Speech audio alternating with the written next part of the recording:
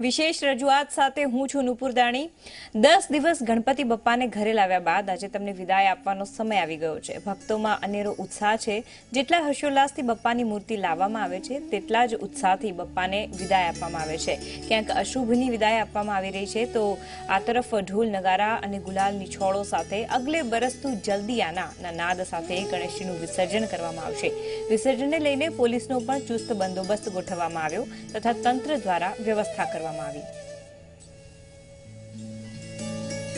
તો ગણેશ વિસર્જનનો આજે દિવસ છે અને કહેવાય છે કે સર્જન પૂજન અને વિસર્જન એ ભગવાનની બનાયેલી દેન છે। એમાં પણ આજે ગણેશ મહોત્સવ 10 દિવસ ચાલ્યો, તેમાં સર્જન અને પૂજન ગણપતિ દાદાનું સર્વ ભક્તોએ કર્યું અને આજે વિસર્જનનો સમય છે।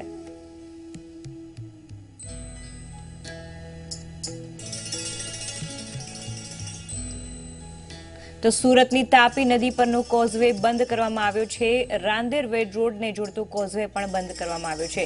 ગણેશ વિસર્જનને લઈને કોઝવે પર અવરજવર બંધ કરવામાં આવી છે। પ્રતિમાઓનું વિસર્જન ન થાય તે માટે કોઝવેને બંધ કરવામાં આવ્યો છે। તાપી નદીમાં વિસર્જન પર પ્રતિબંધ મૂકવામાં આવ્યો છે। તાપી નદીમાં હાલ વિસર્જન પર પ્રતિબંધ મુકાયો છે અને ખાસ કરીને તાપી નદી પર જે કોઝવે છે તેને બંધ કરવામાં આવ્યો છે। રાંદેર વેડ રોડને જોડતો કેઝવે પણ બંધ કરાયો છે અને વિસર્જનને કારણે જે અવરજવર છે તે પણ બંધ કરાઈ છે।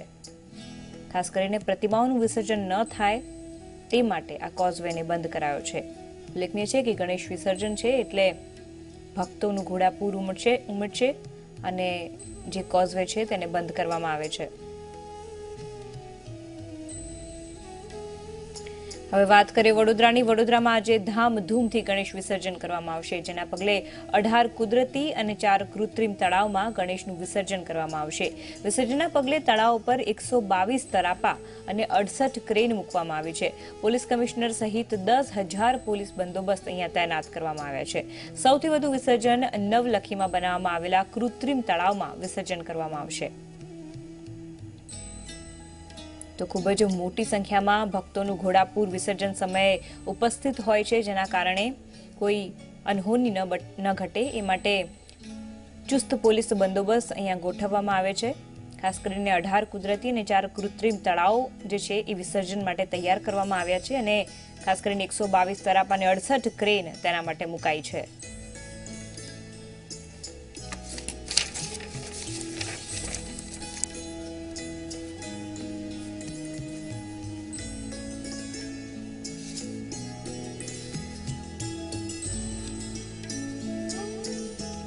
આ વિષય પર વાતચીત કરવા માટે રવિ અગ્રવાલ વડોદરાથી અને તેજસ સુરતથી અમારી સીધા જોડાઈ રહ્યા છે। જે તેજસ, સૌથી પહેલા આપને પ્રશ્ન પૂછીશું કે આજે ગણેશ મહોત્સવનો છેલ્લો દિવસ છે અને ગણેશ વિસર્જન છે, તો જે સુરત છે તેમાં કેવી તૈયારીઓ કરવામાં આવી છે?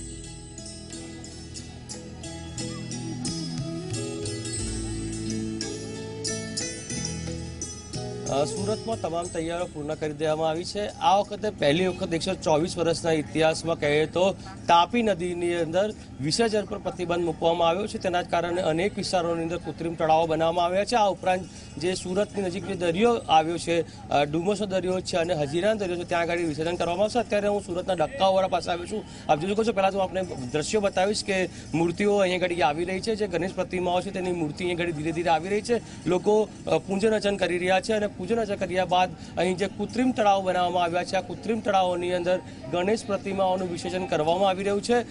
શરૂઆત સવારનો સમય હોવાથી ઘણા ઓછા લોકો આવ્યા છે। કેટલાક સ્થળો પર વહેલી સવારથી જ ગણેશ પ્રતિમાઓનું વિસર્જન કરવામાં આવ્યું। આપણે દ્રશ્યો બતાવીશ કે અત્યારે જે થોડા સમય પહેલા જે મૂર્તિઓનું વિસર્જન કરવામાં આવ્યું હતું તે મૂર્તિઓને અત્યારે કૃત્રિમ તળાવમાંથી મહાનગરપાલિકાની જે ક્રેનો છે તે અત્યારે બહાર કાઢી રહી છે અને આ તમામ જે મૂર્તિઓ છે તે મૂર્તિઓને એક ટ્રકમાં મૂકવામાં આવશે અને ત્યારબાદ તેને દરિયા કિનારે જે દરિયા સુરતની પાસે જે દરિયાઈ વિસ્તાર છે ત્યાં લઈ જવામાં આવશે અને ત્યાં આગળ આ મૂર્તિઓનું વિસર્જન કરવામાં આવશે। હું આપણે દ્રશ્યો પણ બતાવીશ। જે સુરતમાં નગરપાલિકાએ શહેરના અલગ અલગ વિસ્તારોની અંદર લગભગ 22 જેટલા તળાવો બનાવ્યા છે, કૃત્રિમ તળાવો બનાવવામાં આવ્યા છે। 2 કરોડ 95 લાખથી વધારે લીટર પાણીનો ઉપયોગ કરવામાં આવશે. જે નાની પ્રતિમાઓ છે તેનું અત્યારે વિશેષણ શરૂ થઈ ગયું છે. આપ જોઈ શકો છો, હું કેમેરામેને કહીશ આપને એ પણ દ્રશ્યો બતાવે કે જે મૂર્તિઓ અત્યારે નાની મૂર્તિઓ અત્યારે અહીં આવી રહી છે. આ મૂર્તિઓને મહાનગરપાલિકા જે કૃત્રિમ તળાવ બનાવવામાં આવે ત્યાં આગળ લાવવામાં આવે છે અને જે મહાનગરપાલિકાએ જે તળાવ બનાવે તેની અંદર આ મૂર્તિઓનું વિસર્જન કરવામાં આવે છે. આ મૂર્તિઓને લઈ જઈને સીધી તળાવમાં જે કૃત્રિમ તળાવ ત્યાં આગળ તેમનું વિસર્જન કરવામાં આવે છે. ત્યારબાદ તરત જ આ મૂર્તિઓને જે બાજુમાં ઉભેલું જે ટ્રક છે એ ટ્રકની અંદર લઈ જવામાં આવશે અને જે ટ્રક છે તેની અંદર આ મૂર્તિઓ અને મૂકવામાં આવશે. આમ સમગ્ર શહેરની જો વાત કરવામાં આવે તો લગભગ 22 જેટલા કૃત્રિમ તળાવો બનાવવામાં આવ્યા છે. સુરત શહેરની અંદર અંદાજે 75,000થી વધારે મૂર્તિઓનું સ્થાપન કરવામાં આવ્યું હતું, જેમાં પીઓપીની મૂર્તિ પણ છે, માટીની મૂર્તિ પણ છે અને જે 5 ફૂટથી નાની મૂર્તિ છે તે તમામ મૂર્તિઓનું આ કૃત્રિમ તળાવોની અંદર વિસર્જન કરવામાં આવી રહ્યું છે. જ્યારે 5 ફૂટથી મોટી મૂર્તિઓ છે તેને ડુમસ અથવા તો હજીરના જે દરિયા કિનારા છે ત્યાં આગળ લઈ જવામાં આવે છે. ત્યાં પણ સારી વ્યવસ્થા કરવામાં આવી છે, કારણ કે દરિયા કિનારો નજીક છે અને તેના જ કારણે મૂર્તિના વિસર્જનમાં કોઈ તકલીફ ન પડે તે બાબતને ધ્યાનમાં રાખીને આ આખું આયોજન કરવામાં આવ્યું છે. આ જોઈ શકો છો, એક મોટી મૂર્તિ અત્યારે અહીં પાછળ આવી છે અને કેમેરામેન આપણે એ દ્રશ્યો પણ બતાવશે કે જે મૂર્તિઓ છે તેનું વિસર્જન ધીરે ધીરે શરૂ થઈ ચૂક્યું છે.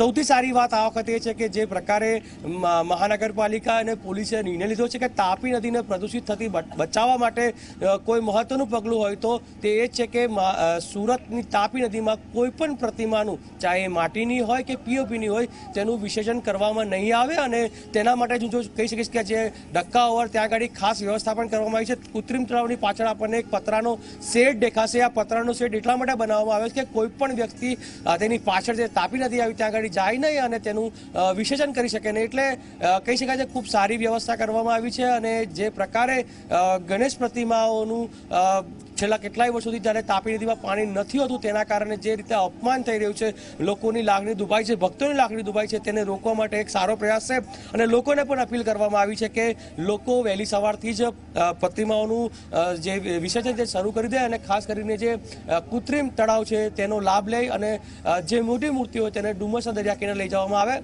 અથવા તો હજીરાના દરિયા કિનારે લઈ જવામાં આવે. પોલીસ બંદોબસ્ત પણ ગોઠવી દેવામાં આવ્યો છે. ચુસ્ત પોલીસ બંદોબસ્ત છે. અનેક વિસ્તારોની અંદર BSF અને RAFની કંપનીઓ તૈનાત કરવામાં આવી છે.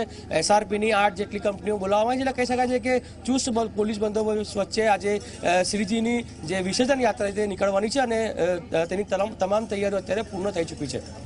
જી તેજસ, આપ અમારી સાથે જોડાયેલા રહેશું અને કયા પ્રકારની વ્યવસ્થા છે સતત અપડેટ આપની તરફથી મેળવતા રહીશું. હવે રવિ, આપ તરફ અમે પૂછવા માંગીશ કે આપ વડોદરાથી અમારી સાથે સીધા જોડાઈ રહ્યા છો અને વડોદરા વાસીઓ પણ જે ગણેશ મહોત્સવ છે, વિસર્જન છે, તેમાં મોટા પાયે જોડાતા હોય છે. તો અત્યારે જે નવલખી કૃત્રિમ તળાવ વડોદરામાં બનાવવામાં આવ્યું છે વિસર્જન માટે, તો ત્યાં કયા પ્રકારની વ્યવસ્થા કરવામાં આવી છે?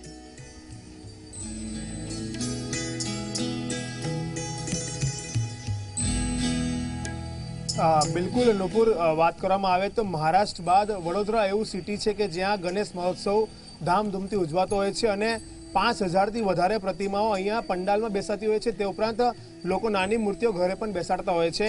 અત્યારે આજે ગણેશ વિસર્જન છે, તેને લઈને ધામધૂમથી વિસર્જન સમગ્ર વડોદરા શહેરમાં થવાનું છે. અત્યારે અમે નવલખી કૃત્રિમ તળાવ છે ત્યાં ઉપસ્થિત છે. સીધું હું તમને બતાવવા માંગીશ કે 20 ફૂટ ઊંડું આ કૃત્રિમ તળાવ બનાવવામાં આવ્યું છે, જેમાં 3 કરોડ લીટર જેટલું પાણી ભરવામાં આવ્યું છે. ખાસ કરીને જે રીતના જો વ્યવસ્થાની વાત કરવામાં આવે તો કોર્પોરેશન તંત્ર અને પોલીસ તંત્રે સંયુક્ત રીતે સમગ્ર વ્યવસ્થા કરી છે. હું કેમેરામેનને કહીશ કે જે રીતના આ સ્ટ્રીટ લાઇટ્સ છે જે રાતોરાત ઊભી કરવામાં આવી છે તે સ્ટ્રીટ લાઇટ્સ તમને બતાવીશ. લાઉડ સ્પીકર્સ લગાવ્યા છે તે તમને બતાવવા માંગીશ. તે ઉપરાંત જે જાહેર ચેતવણીનું એક બોર્ડ માર્યું છે કે જેમાં તળાવ ઊંડું હોવાના કારણે કોઈ પણ વ્યક્તિએ ત્યાં જવું નહીં તેવું પણ બોર્ડ મારવામાં આવ્યું છે. ખાસ કરીને નવલખી જે તળાવ કૃત્રિમ તળાવ છે ત્યાં 12 જેટલી ક્રેન છે તે ગોઠવવામાં આવનાર છે, જેમાંથી સવારથી જ જે ક્રેનો છે તે આવી ગઈ છે. આપ જોઈ શકો છો આ તમામ ક્રેનો પર મોટી મોટી પ્રતિમાઓ જે છે ગણેશજીનું તેના દ્વારા વિસર્જન કરવામાં આવશે. અત્યારે જે સીધા એક દ્રશ્યો બતાવવા માંગીશ તમને કે એક પરિવાર છે તે પોતાના ઘરમાં જે ગણેશજીની સ્થાપના કરતું હોય છે તે મૂર્તિનું વિસર્જન કરવા માટે આવ્યું છે, જેઓ અત્યારે અહીંયા આરતી કરી રહ્યા છે અને ત્યારબાદ તેમના ગણેશનું વિસર્જન કરવામાં આવશે. લોકોની જો સુરક્ષાની વાત કરવામાં આવે વડોદરામાં તો ગણેશ વિસર્જન લઈને પોલીસે અભેદ સુરક્ષાની વ્યવસ્થા કરી છે, જેમાં ખાસ કરીને અત્યારથી હું તમને કેમેરામેનને કહીશ કે જે ટ્રાફિક પોલીસના જવાનો છે તેમને બતાવશે. ટ્રાફિક પોલીસના જવાનો અત્યારથી જ અહીંયા ખડે પગે ઊભા છે, જેઓ સંપૂર્ણ જે વ્યવસ્થા છે તે વ્યવસ્થા અહીંયા જોઈ રહ્યા છે. ક્રેનની વ્યવસ્થા પણ ટ્રાફિક પોલીસ દ્વારા જ કરવામાં આવી છે. અને ખાસ કરીને અત્યારે જે રીતના જે ભક્તો છે, જે ગણેશજીની પ્રતિમા ડુબાડનાર જે તરવૈયા છે તેઓ પણ અહીંયા ઉપસ્થિત છે. તે ઉપરાંત લોકોની સુરક્ષા માટે આ નવલખી તળાવ જ નહીં પરંતુ તમામ શહેરના 22 તળાવો પર સીસીટીવી કેમેરા ઉપરાંત લાઉડ સ્પીકર્સ ને સ્ટ્રીટ લાઇટ્સ લગાવવામાં આવી છે.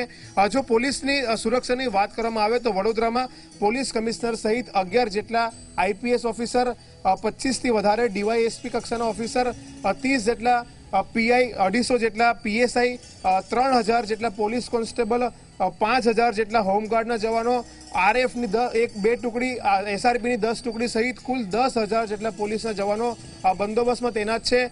ખાસ કરીને જે સંવેદનશીલ વિસ્તારો છે ત્યાં પોલીસ દ્વારા 200 થી વધારે સીસીટીવી કેમેરા લગાવવામાં આવ્યા છે, તેમજ ડ્રોન કેમેરાથી સતત જગ્યા પર ઓબ્ઝર્વેશન કરવામાં આવનાર છે. આમ કહી શકાય કે વડોદરામાં આજે જે વિસર્જન છે તે વિસર્જનને ધામધૂમથી અને શાંતિપૂર્ણ માહોલમાં યોજાય તે માટે કોર્પોરેશન દ્વારા અને પોલીસ તંત્ર દ્વારા સંપૂર્ણ તૈયારીઓ કરી લેવામાં આવી છે. અને જે પોતાના ઘરે ગણેશજીની સ્થાપના કરતા હોય છે તેવા લોકો અત્યારથી સવારથી જ ગણેશજીની વિસર્જન કરવા માટે નવલખી કૃત્રિમ તળાવ પર આવી રહ્યા છે. જી નુપુર. જી રવિ અને તેજસ, સમગ્ર માહિતી બદલ અને વડોદરા અને સુરતનો માહોલ બતાવ્યા બદલ આપનો ખૂબ ખૂબ આભાર. તો ગણેશ વિસર્જનનો માહોલ છે અને દરેક જગ્યાએ જોવા જઈએ તો ચુસ્ત પોલીસ બંદોબસ્ત ગોઠવી દેવામાં આવ્યો છે અને ખાસ કરીને જે સીસીટીવી કેમેરા છે, જે ક્રેન્સ છે, તે બધાની વ્યવસ્થા અહીંયા કરવામાં આવી છે.